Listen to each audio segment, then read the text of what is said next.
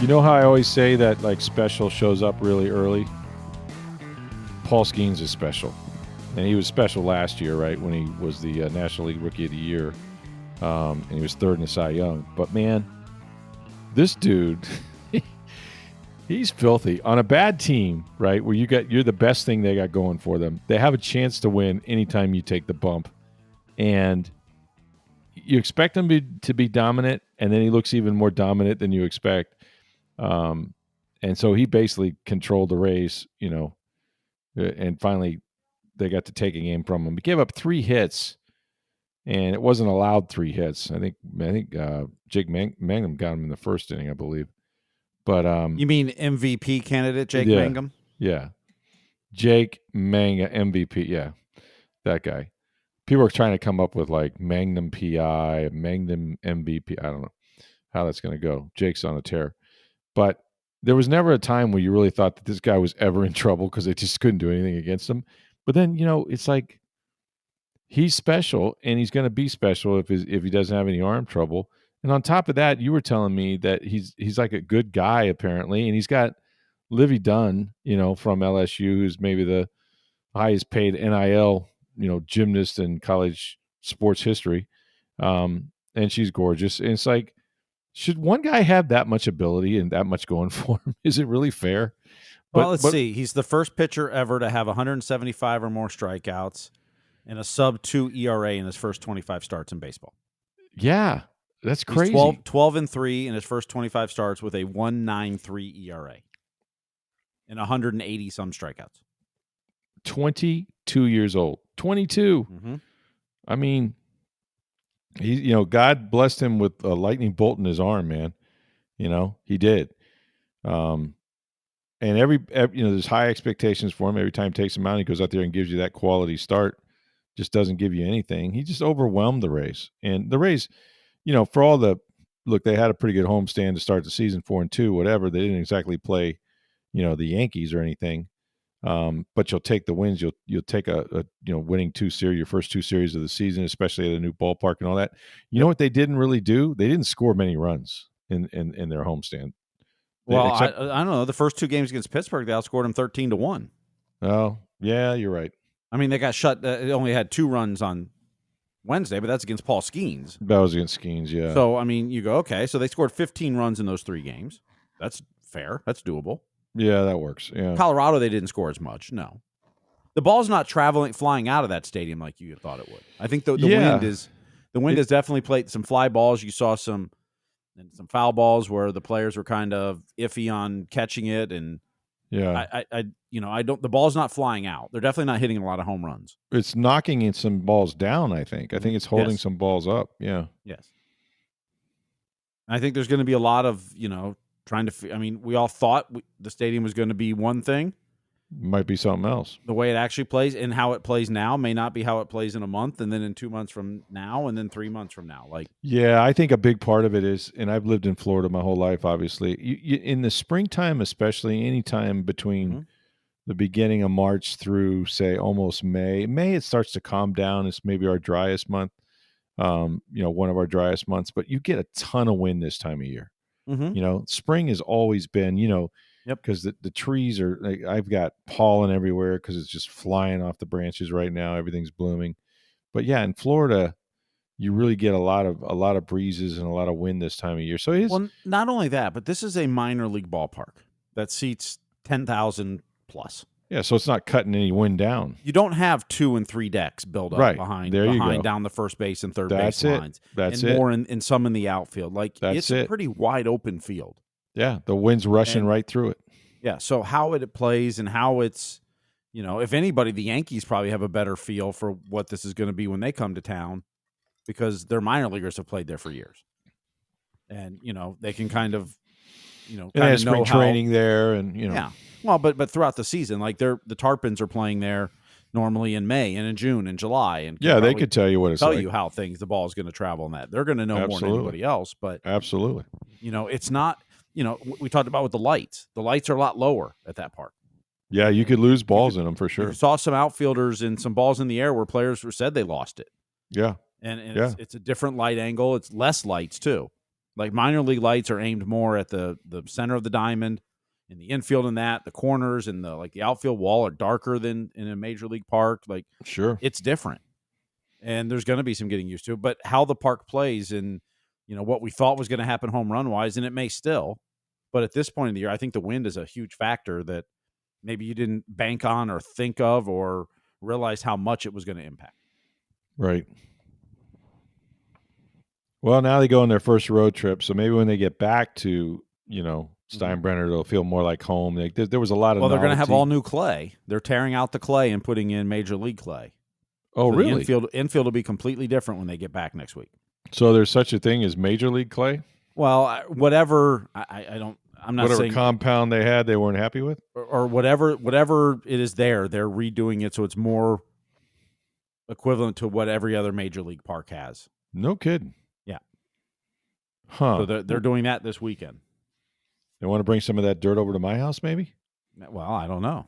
You need some? Are they cutting any grass too? I used to always have this thing like, when the Bucs would, they play a certain day and there was like a college, maybe a bowl game or something. You watch them cut up the end zones and just take all that turf away. I was like, yo, what are you guys doing with all that? But yeah. Now it's an interesting thing because I was hearing Kevin Cash after the game. He goes, maybe by the time we get back, like the novelty, if anything else, these first two series kind of helped us. He goes, when we come back, maybe it'll feel like we're at home, Yeah, he did say that, that he was proud that by this series against the Pirates, it kind of got back to just baseball, not just new park, new this, new that. I mean, once you got through Monday night, which was the first night game. Yeah. Then everything else now had been not a first anymore. There you go. From day games to opening days to night games to this. Now everything's not new anymore. And now you can just let's get in our routine. Let's go play baseball. Yeah.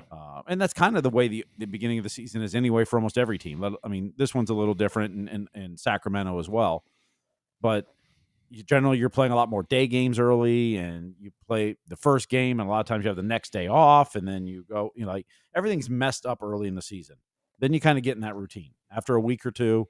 All the openers and the home openers everywhere are over, and then you kind of get to a routine, and then it's 24 more weeks of baseball. Yeah. Think about the Pirates, who aren't very good, but they started in Miami and had 3 walk-off losses. Then they came up here on their little Florida swing. Yep. Now they're going home to face the Yankees. Oh, my God. Ladies and gentlemen. That was it. Talking to the Pirates guys, they're like, lose the 3 walk-offs in Miami. They're like, we needed to win those games. Because, they did. Because the next 2 series are the AL East, the Rays and the Yankees. Yeah, they knew that wasn't going to be easy, right? And I can tell you the Pirates guys all over the place just drooling over how sound the Rays are. How many arms they can bring out of the bullpen that just sling it. Well, I think that's the most impressive thing of all is just, every guy that's out there it has a chance to be dominant. All those relievers, left-handed, right-handed. The starters obviously pitch very, very well. Pepio was good enough to win most games. He just ran up against a better pitcher. He had too many walks. Yeah, he was behind in the count. He was gotten behind in the count and had some control issues. But, managed to keep them in the game despite that early. Sure, they were in it, yeah. Yeah. But they get a key hit here and there. They got a chance to win that game. The Pirates are a mess of an organization. But they were just in awe of, you're up 7-0 and bringing in guys throwing 98, 99. Like, of course, every guy in that bullpen could pretty much do that for the Rays. True. The starters are just shutting everybody down. They didn't get a run off the starters the first 2 games. Right. They did off Pepio today. Taylor Walls defensively was phenomenal this series. He's good. Yeah. Every play they were just like, holy cow. Like because they don't see the Rays very often. You get them once a year because you're in the opposite league. But they were just like, you hit the cutoff man, you take the extra base. Even in the rundown today that they got Key Brian Hayes in, like they were able to get Key Brian Hayes to go back to third, get thrown out, and the runner didn't advance to third behind him. Like, fundamentally, the Pirates didn't do what they were supposed to do in the rundown. The Rays got the out and prevented the runners from advancing a base. Like they did it perfectly. All those details that the Pirates guys were just like, we don't do that. Yeah. And a lot of baseball teams don't, which is why the Rays are, kind But of here's outperform metrics and outperform payroll and everything else. but their manager is a former Rays hitting coach. Mm-hmm. So he was with the Rays organization for a long time. Couldn't he bring some of those same fundamentals and demands to that club?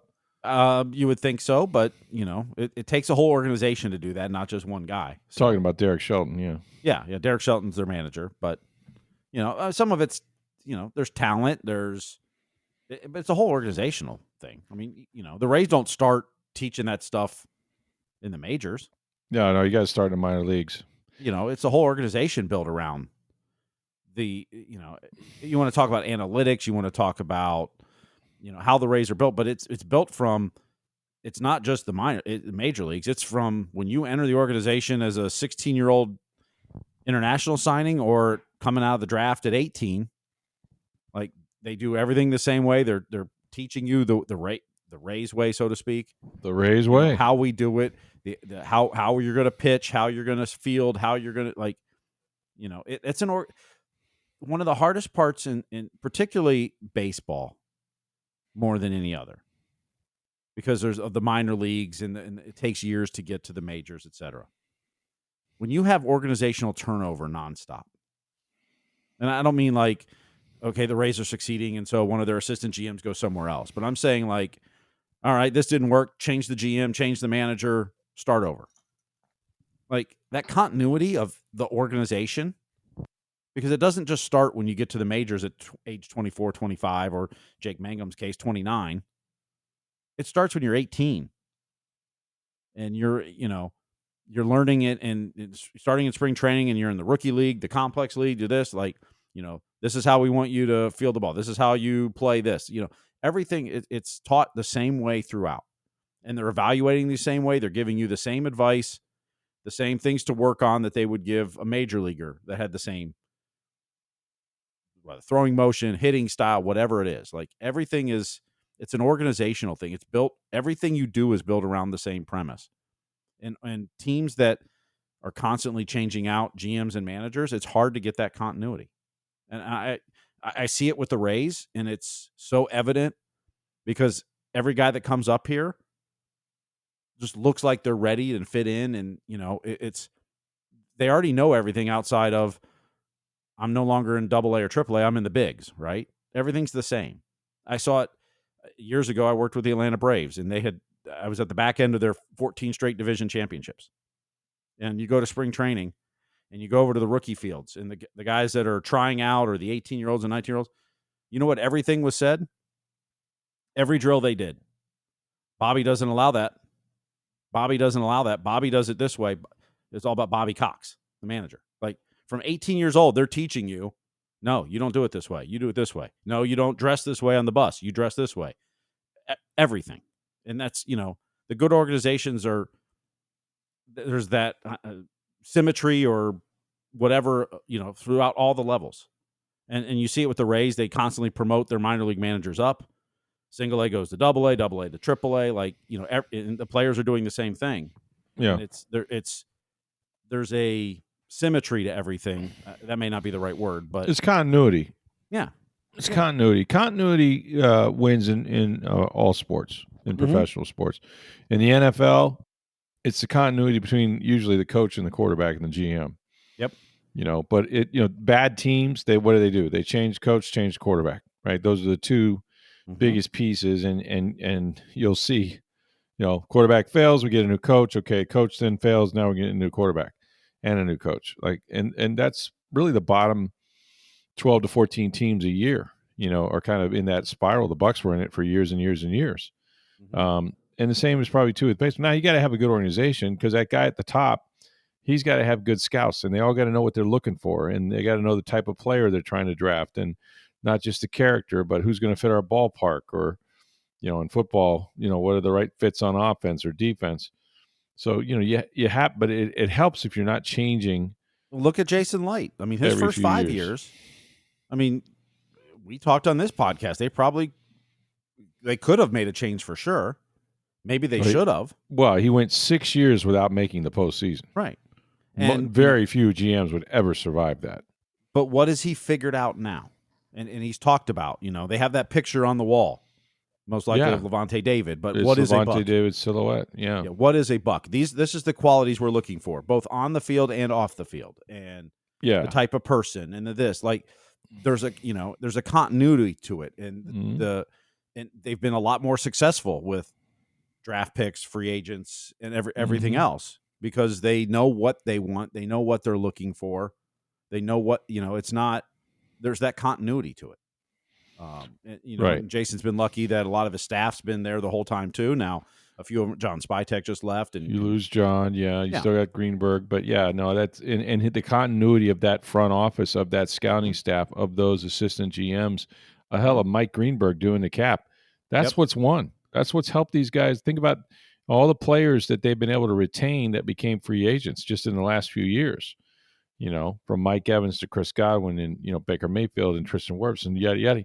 And so, that too, being able to have those relationships. I don't think Chris Godwin comes back just for anybody. He could have chased the money to New England, I think he liked the GM. I think he liked the head coach. I think he liked his teammates who he had played a number of years with that are back again. So yeah, I think that's huge. And the Rays have it organizationally, and I guess the Pirates are looking for it. But when it isn't, it's palatable when it's not part of your everyday routine. You can see the teams that really lack that. You really. But listen, it's about players and not plays, right? Like you got to have the best players. Now, who finds them? The scouting staff. Who signs them? Who hires the managers? Like all that's important. But I look at the Pirates roster and I'm like, okay. I don't see a whole lot of upside there. I don't see young. In fact, they've lost a lot of young players to other organizations. Once they become free agents, they leave because they don't want to play in Pittsburgh, anymore. So they and that's a shame because that's a baseball city. That's one of the most aesthetically beautiful stadiums in the world. Like Pittsburgh, man.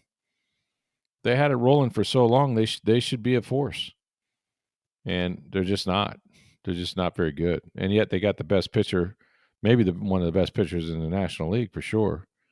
If not, the Cy Young. Yeah, I mean Ohtani once he's pitching, maybe, but yeah, when he gets back on the mound, there'll be guys. I mean, but Skenes was third in the Cy Young last year, and he's only, really in his second season. So they've got that talent at least.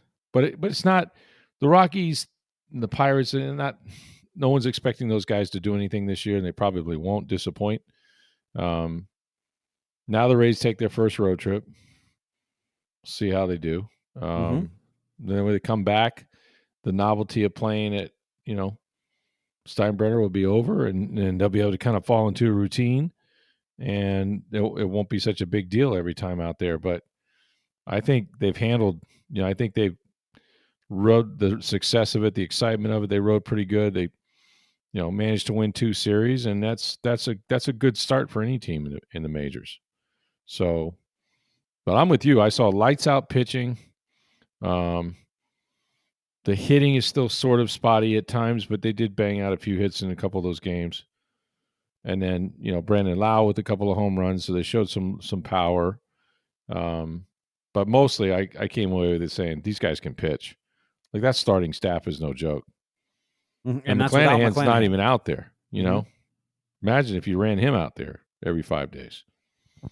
Yeah, that's the thing. Is so they, the Pirates guys, and of course Shane Baz was one of their prospects. He was part of the Chris Archer. He was part of the trade, and they were like, geez, their 5th starter just shoved it up our rear end. And I was like, no, he's our 6th starter because Shane McClanahan didn't. You're missing the. They're like, oh, geez, that's right. And then we got these 5 guys coming out of the bullpen throwing 97 at you, from both sides. It's impressive, man. I mean, they're an impressive group of guys, and they're gonna ride that pitching and defense. I don't know how much or if they're gonna hit or what's going on, but they're gonna have to find some ways to score some runs. So successful homestand, sold out, of course. Every game, 6 straight, 10,046, which is what you expect. We can pretty much do the attendance haul right now. It's gonna be right around 700,000 or 800,000, I think, for the year. You do Yeah, whatever 10,000 times 10,000. 81 games. So Yeah, although once you get to the dog days of summer true. and there's rain every afternoon, will they sell out every game? I don't know, but It gets wicked hot, man, in August, July, August. it Woof. also gets very wet. Yes, we said it. I think I could be wrong about this up here in the Great Lutz, Florida. I think we may have set a record today, or at least matched one that was very, very old. It got to be, according to my thermometer anyway, and what I read, it was 92 degrees up here today. Does that even sound possible to you? When I left Steinbrenner, my car said 93, but it's a car temperature. It doesn't mean it's Yeah, that's but yeah, accurate. they said it got up to 92, which is just God. What is August going to be like? You know, Well, not too jeez. much hotter temperature wise, and it feels like Well, it'll be. no, But that's true. We might melt. We all might melt, and things will catch fire, and it'll be bad. But I'm not ready for this heat. I'm not ready for that abrupt switch like that. It's a little too quick for me. So, hey, we got some comments on the stadium story that I wrote in the Tampa Bay Times and on TampaBay.com. I'm going to talk about that here in just a second. Of course, in with the Bucs and the Rays, both sort of in that business right now. But first, have you been to International Plaza Mall? Because that's one thing, man. If I'm a player coming down here and I'm going to play the Rays over there by Raymond James at Steinbrenner Field, I'm just a little bit around the corner from International Plaza, I'm going to International Plaza. You may see some players come through there, and they're going to be headed to Breitling Boutique. That's right. Breitling Company's been making Swiss watches now for over 140 years. They've been in International Plaza Mall for the last 5+ years. And I'm telling you, they got the greatest array of timepieces that you will ever want to own, and you're going to want to own one. We're talking about the chronomats that they're known for, the Navitimers. They have women's watches as well. And the first thing you're going to notice is when you go in there is just how friendly the staff is, because they want to show you their products. Take your time, have a drink. They got a bar there. They're going to tell you about find you the right timepiece to fit your life, your budget, all of that. And they're used to dealing with these types of folks. You probably will see, for example, maybe a visiting team walking through there during the day if they got a night game. You never know. A lot of Buccaneers go to Breitling Boutique. And speaking of the NFL, they've had for a while a limited edition of team watches, the Chronomat team watches, all 32 teams represented while supplies last. These are beautiful watches with the face of the watch and the team colors, the logos on there. You got to see them, and hope you get one from your favorite team as well. It's Breitling Boutique, International Plaza Mall. Check out all the watches for your wife, for your girlfriend as well. Sports watches, all kinds of colored bands for you there. They're durable, and they're absolutely gorgeous. Breitling Boutique. Make sure you let them know that you heard about it on Sports Day Tampa Bay. So we talked to Joel Glazer the other day in Palm Beach and asked him about their plans to renovate Raymond James Stadium, and of course that got a ton of response, as you would imagine, not just here locally, say in Tampa Bay or the United States, but oh boy, the Glazers out crew back in full force. Well, they're always out. I mean, and Yeah, that stems from they're owning Man U over in England. absolutely. And of course, they're looking to build a big stadium over there to seat 100,000 folks. That's right. That's right. And so now you have the same owners looking for a stadium here, actually a renovation. When we talked to Joel the other day over in Palm Beach at the end of the owners' meetings, he was very non-committal, as you might expect. The fact is that they are doing internal decision-making and plans, and they don't want it out there for public debate. They've seen sort of what that did when they were trying to get Raymond James built in the first place, and then, they don't have to look very far to see the mess that the Rays are in, that a lot of feelings get hurt in these negotiations and who's paying for what. And I think that's the big shoe to drop, right? That's like you could say, hey, we're going to take this stadium, strip it down, create some sort of shade or a canopy or something, to make it more comfortable for our fans, breezeways, whatever that is. But there's got to be some price tag that's going to tumble out of there, that like, yeah, we want all this and it's going to cost blank, right? And that's going to be in the $1 billion, 1 point something billion, I think, just to renovate. If you're going to build a new one, it'd be over probably $2 billion these days. if you look around the league and see the latest ones that were constructed.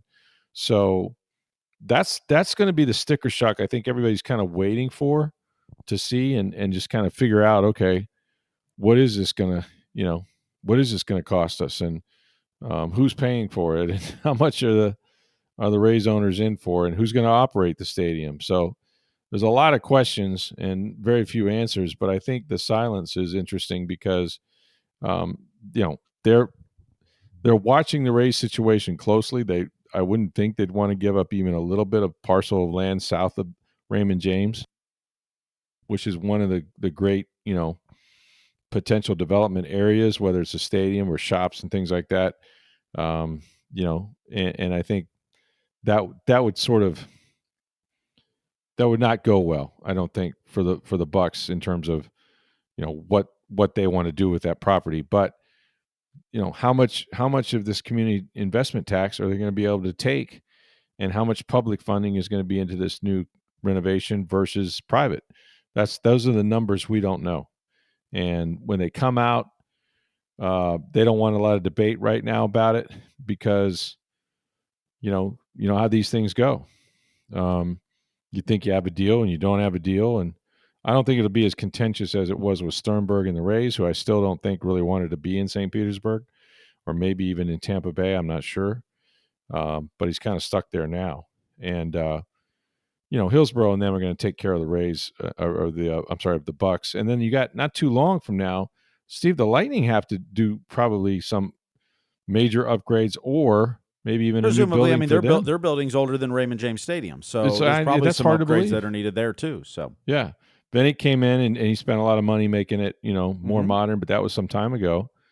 So really, all 4 or 3 professional sports teams, major professional sports teams, are going to be knocking on doors, political doors, to try to get financing for this stuff. So it's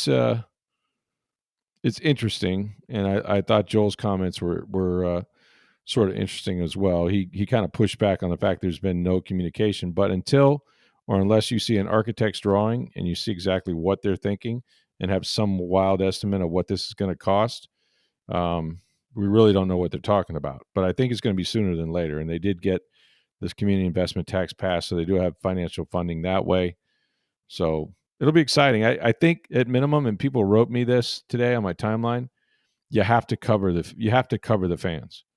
Like, whether that's a canvasy type thing that they did in Miami, or you have a retractable roof, or whatever you decide with that. The stadium's going to cost a lot of money, like in over $1 billion, I think, for sure, to renovate it, not to rebuild. If you build a new one, I think you're looking at over $2 billion if you do it the right way. So they're kind of getting off better than building it all from scratch. But it's going to look totally different, I think, before they're said and done. And I think that the main thing will be, how do we make our fans comfortable in those steaming days of September and October and that sort of thing. So I'm anxious to see just where it goes from here. I don't think we'll have to wait long. Sooner than later, I think the Bucs will probably come out and I believe, if I recall, there was an article in the Business Journal, Tampa Bay Business Journal. Yeah, I saw it. That the Bucs lease ends in 2028. Mm-hmm. They can extend it for 5 years, but they have Yes. until 2027, sometime in 2027, to do that, which means they don't have to be in a hurry. No, they don't.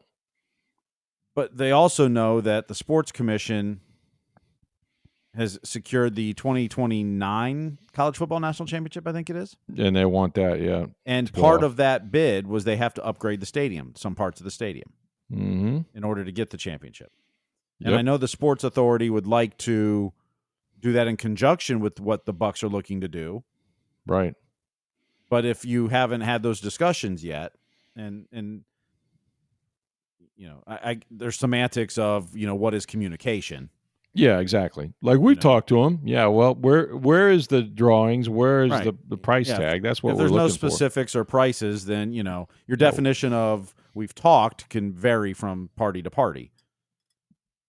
I mean, does the Sports Authority and the county know that there's upgrades coming to Raymond James? Absolutely.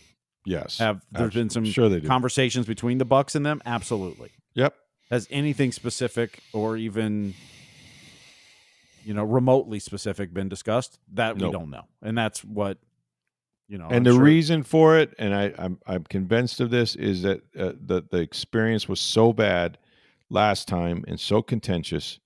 And we live in a new social media environment where people can, create problems very easily for folks. And I just think they just want to get it right. I think they just want to be very certain Mm-hmm. and very deliberate that it's not going to turn into some crazy debate. Well, and they may not know what they want yet. I mean, No, they said they're working new through it. stadiums are being built all the time, and you're seeing what works, what doesn't, Yeah. what And what's features you possible, want. right? Because you're taking an Absolutely. existing stadium, which they say, as they say in the business, has good bones. But what are you going to attach to those bones? What are you going to try to create that is, number one, fan friendly? Because that's the first concern. Maybe a little bit of climate control, at least again for your patrons.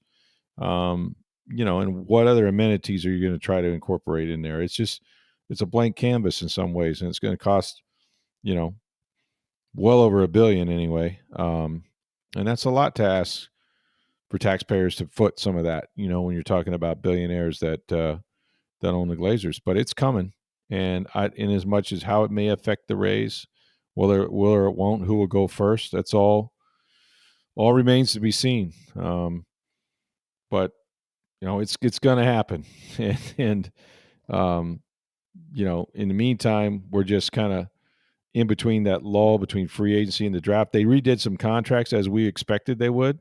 Mm-hmm. They gave some upfront money to Antoine Winfield Jr. I think he saved them over $18 million in cap space. If I'm not mistaken, maybe Tristan Wirfs had done something earlier. Yeah, you convert the money to the minimum plus a bonus, and then you add a voidable year at the end. Mm-hmm. And so that saves you. It was 15 to 18, somewhere in that range of cap money. And Tristan Wirfs, apparently they did. Wirfs was 1986 in new cap space he created last month. So yeah, they're starting to create that space that they needed to sign those free agents and operate, and perhaps more down the road. Who's to say? And speaking of stadium stuff too, did you hear Jayson Starks' comments on WDAE this afternoon? I did. I guess he took a tour or went down to they gave a tour of Tropicana Field today to the media, which he called the Haunted Mansion. He said he said it very was eerie. Creepy. Yeah. I mean, you're in Tropicana Field where you had baseball, but there's no roof to it. Right. He said it was just eerie and weird and like and a ghost ship, right? Yep. Like you're visiting Chernobyl or something, right? Yep. Yeah, I know the Times was there as well. There was an article on TampaBay.com about it. Some great pictures too. Yeah. But Jayson Stark writes for The Athletic, well-known national baseball writer.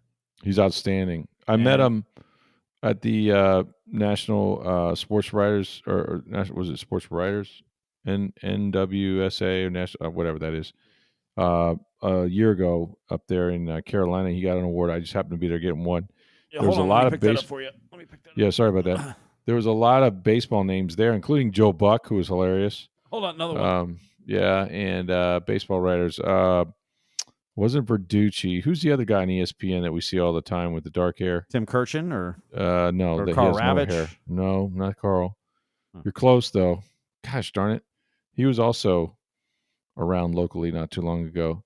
Yeah, but that was a great story. Just kind of, you think about it, man. The number of big games that have been played there, and he made this point too, and I thought it was pretty cool and strange at the same time. He said, for the Rays, who started playing in 1998, it's the first time that their home games have been played outdoors. Like they haven't really experienced that. He said they were the only team to never have a season of outdoor baseball at home. At home, yeah, which is really wild when you think about it, but it's true. Because they began in a dome, and that's where they still are, and they haven't seen the sunshine from a home perspective in all those years. Like, wow, out of a cave, man. I get it. Like, I get why the players are so excited to play. He also said, and this is nothing new, but he reiterated it that the owners and Rob Manfred Yep. are getting frustrated with Stu Yep. and are putting pressure on. And he basically said they don't know what his end game is, and they're getting frustrated with that. Which You know why they don't know? kind of what the county is the same. Because I don't saying the think same he thing. knows. I really don't think he knows, Steve. I don't. I mean, I think ultimately, if he wants to own the club, I think he's probably made some calculus that it's not going to be here, that it's not going to work. And if you can't get a deal in Tampa, and he certainly just killed his own deal in St. Petersburg, then it's clear to me if he's still going to own it, he doesn't want to own it in the Tampa Bay market. but at this point, baseball's not going to let him leave. Yeah, so that's how you put pressure on an owner to sell. Right. That's exactly what you bottle them up. And it seems more and more difficult for the local leaders to work with Stu based on comments. Yeah, and at what point, sign contract or no, would you think that you had a deal with him, right? Like when would you ever be confident to say, "No, we got that one worked out"? After what just happened. I mean, like Chris Latvala has been very clear about that. Right. Others not so specific in that, but there will be more elections, and some of the people that'll be, elected to the county commissions and the city council and stuff like that, their experience is, even though they may not know, the Rays owner, but they will have seen this happen once, right? So they'll be entering office with skepticism. And some of those folks don't care about giving, billionaires their ballparks anyway. But, it's a whole different sort of, whatever his Q rating was, it's probably way down now, right? Because people probably have negative feelings about Stu. And Stu, if nothing else, he's built a hell of an organization that's competitive all the time with much, much less than anybody else, especially in the AL East. So you give him all the credit in the world for that. But yeah, I think baseball is going to have to kind of hold the fort until he gets frustrated and says, these guys won't work with me anyway. I need to sell the team. I think that's where we're headed. Maybe not.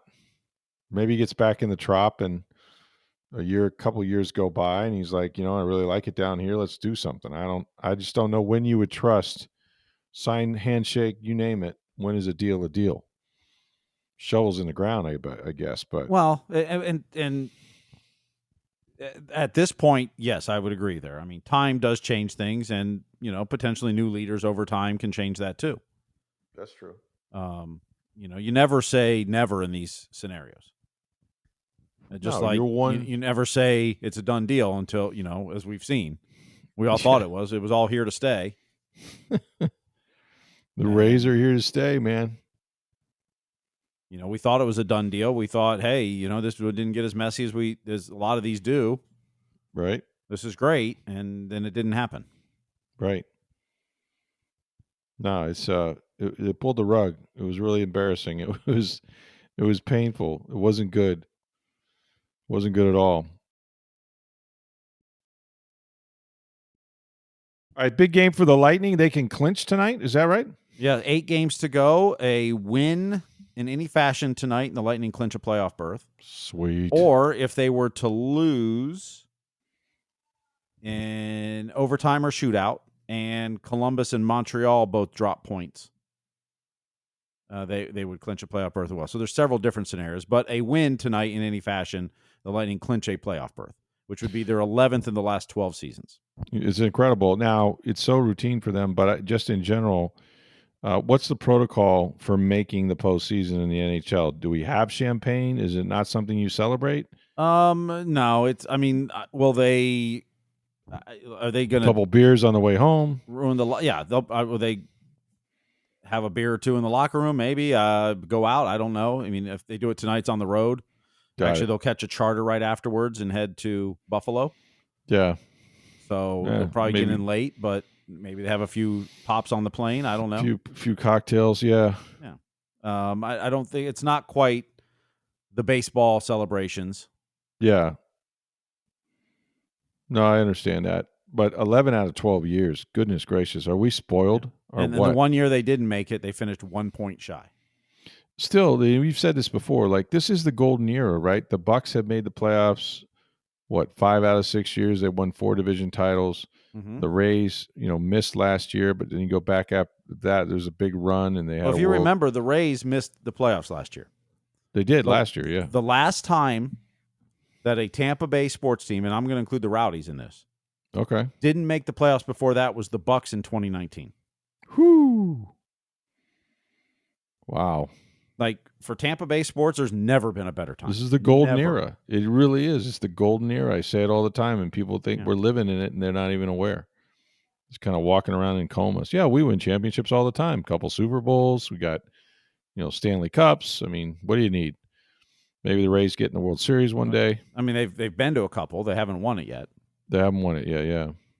But yeah, for Tampa Bay sport, the Bucs for years and years were the worst organization in record-wise in North American sports. Their overall record's still not great, but they've definitely moved up a lot, and they're not last anymore.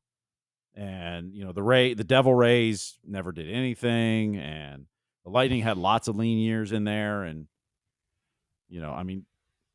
on it's the really field, been good at the same time, right? Like, well, that too, yes. But the Rays really, it's been a long run. Sustained success since 2008. There was a couple years in there they kind of rebuilt on the fly and tank, but they were winning 70. Yeah. For a few years in there, 14, 15, 16, like that range. Mm-hmm. But for the most part, it's been really good for the Rays. The Bucs now, ever since they signed Tom Brady, now Baker Mayfield, 5 years have been great. Yeah. The Lightning since John Cooper took over. He took over at the end of the 2012-2013 season. Yeah. Finished out the season, and then the next year they made the playoffs. Like he's only missed the playoffs once, and they missed by 1 point. They got off to a horrible start that season. We're red hot at the end, missed by a point. But otherwise, he's made the playoffs every year other than that. Yeah, he's a great coach, and they have a great organization, and I think that they're built to get through these playoffs and to certainly, get past hopefully the first round opponent. If things break right, they could win the division, not have to face Florida off the bat. That would be a good thing. I think that, again, if they just win a series, the way the Vasilevsky and the defense is playing, I think they got a chance. I think they got a really good chance. So I'm looking forward to that. It's going to be funny this year with the awards. So John Cooper's not going to be up for Coach of the Year. And to be honest, there's been a lot of great coaching efforts this year. The Columbus coach with everything they had to do with Johnny Gaudreau's death and that. Yeah. Washington's coach. There's been a lot of great coaches. So, John Cooper, who's never – everyone knows he's never won a Jack Adams award, which is for Coach of the Year. He's never finished in the top 2. That's just stupid. He's finished he's got twice. The best players. Anybody can fill out a lineup card with Stamkos and Hedman and Point, He's finished third twice, but never finished top 2. But Kucherov is leading the NHL in scoring. I don't think he'll win the Hart Trophy, even if he wins the scoring race, although that's a shame. But they vote on MVP before the postseason, right? Correct. Andre Vasilevsky is having a phenomenal season. Yeah, he is. He's got like 6 shutouts. Now, Connor Hellebuck for Winnipeg is ahead of him in most of the statistical categories, but not by much. And everyone's like, Hellebuck's a shoo-in. Like, have you seen Vasilevsky's stats? Because he hasn't won. Have you seen what Vazzy's done this year? Yeah. No, I'm not saying Hellebuck doesn't deserve the award this year because he's had a phenomenal year as well. And Winnipeg's going to probably win the President's Trophy. Yeah, but Vazzy deserves more than one. But if Vazzy passes him in a few stats like goals against and save percentage, yeah, he should get it. I don't know if it's a lock for Hellebuck, although media-wise it probably will be. But it's, the Lightning's, this season's been, their plus minus is like plus 72. More goals than against. On paper, they got everything. They got balanced scoring. They've had the goaltending. Mm-hmm. It's been fun to watch. They're top 6 or 7 in almost every category. Goals for, goals against, power play, penalty kill. Yeah. Like their metrics are tremendous. 5 or 6 guys with 20-plus goals. 7. Is it 7 now? Wow. Well, with Bjorkstrand, who didn't get all 20 with Tampa Bay, but he's got 20 now for the season. Yeah, the depth of scoring that they have is better than it's been. So they're poised for a good run here. But they're in Ottawa tonight, and it can clinch the playoff berth. So we're poised to leave this podcast, but go on down to at least tonight. Go on down to I don't want to alarm people. I was going to say, don't fool me. I mean, I'm not. There's no April announcement Fool's here, joke folks. the other day, or what people thought was an April Fool's joke. That's like the worst day to make an announcement. Now I know why Trump didn't do the tariffs on April 1st. I'm not going to do it on April 1st. But go on down to International Plaza Mall. See our friends at Breitling Boutique. Go pick out a great timepiece for yourself, for your wife, your girlfriend. It's one of the best Swiss watchmakers in the world. Been at it for over 140 years. Breitling has been in International Plaza for more than 5. They got the NFL anniversary watches while they last. It's Breitling Boutique, International Plaza Mall. Make sure you let them know you heard about it on Sports Day Tampa Bay. We got more great talk coming to you tomorrow. Thanks for listening, everybody. For Steve Versnick, I'm Rick Stroud of the Tampa Bay Times. Have a great day, everyone.